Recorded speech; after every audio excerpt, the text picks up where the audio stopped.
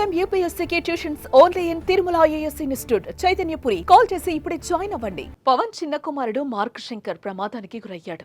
సింగపూర్లోని ఓ స్కూల్లో అగ్ని ప్రమాదం జరగా మార్క్ శంకర్ కు గాయాలయ్యాయి. కుమారుడికి ప్రమాదం జరిగిన పవన్ అల్లూరి పర్యటనలో ఇచ్చిన మాట కోసం టూర్ పూర్తి చేసి సింగపూర్ వెళ్లారు. అయితే మార్క్ శంకర్ ఆరోగ్యం ఎలా ఉంది?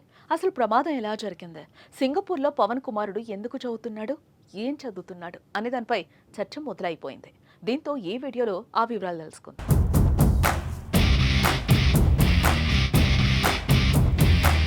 పవన్ కళ్యాణ్ సతీమణి అన్నా లెజ్నోవా సింగపూర్లో ఉంటున్నారు. ఆమె గతేడాది సింగపూర్లోని నేషనల్ యూనివర్సిటీ నుంచి మాస్టర్ ఆఫ్ ఆర్ట్స్ డిగ్రీ పట్టా పుచ్చుకున్నారు. తన చదువు కోసం అన్నా లెజ్నోవా కుమారుడు మార్క్ శంకర్ పవనోవిచ్తో కలిసి సింగపూర్లో ఉంటున్నారు. కుమారుణ్ణి అక్కడే స్కూల్లో చదివిస్తున్నారు. రివర్ వ్యాలీ షాప్ హౌస్లో టొమాటో కుకింగ్ స్కూల్ ఉంది.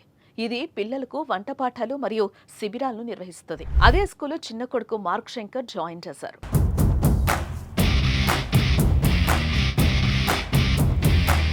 మంగళవారం మార్క్ స్కూల్కు వెళ్లగా ఉదయం 9:45 అక్కడ అగ్ని ప్రమాదం జరిగింది. ఒక్కసారిగా 2-3 అంతస్తుల్లో మంటలు చెలరేగాయి. సమాచారం అందుకున్న సింగపూర్ సివిల్ డిఫెన్స్ ఫోర్స్ ఘటనా స్థలానికి చేరుకుని సహాయక చర్యలు చేపట్టింది. భవనం లోపల చిక్కుకున్న వారిని రక్షించి రెస్క్యూ సిబ్బంది బయటకు తీసుకొచ్చారు. ఈ ప్రమాదంలో 15 మంది చిన్నారులు సహా 19 మంది గాయపడ్డారు. వీరిని స్థానిక ఆసుపత్రులకు తరలించి చికిత్స అందిస్తున్నారు. చికిత్స పొందుతూ అందులో ఓ చిన్నారి ప్రాణాలు కోల్పోయినట్లు సింగపూర్ మీడియా కథనాలు వెల్లడించాయి.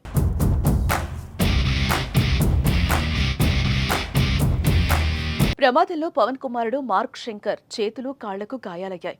ఊపిరితిత్తుల్లోకి పొగ వెళ్లడంతో అస్వస్థకు గురయ్యాడు. ప్రస్తుతం అతడికి ఆసుపత్రిలో చికిత్స అందుతోంది. ప్రస్తుతం మార్క్ ఆరోగ్యం బాగానే ఉన్నట్టుగా తెలుస్తోంది. అల్లూరి సీతారామరాజు జిల్లా పర్యటన ముగించుకుని పవన్ సింగపూర్ వెళ్లారు.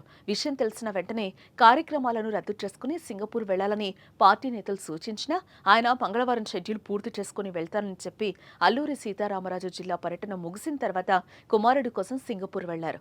మార్క్ శంకర్ ప్రమాదానికి గురవ్వడంతో రాజకీయ సినీ ప్రముఖులు స్పందిస్తున్నారు. త్వరగా కోలుకోవాలని వేడుకుంటున్నారు.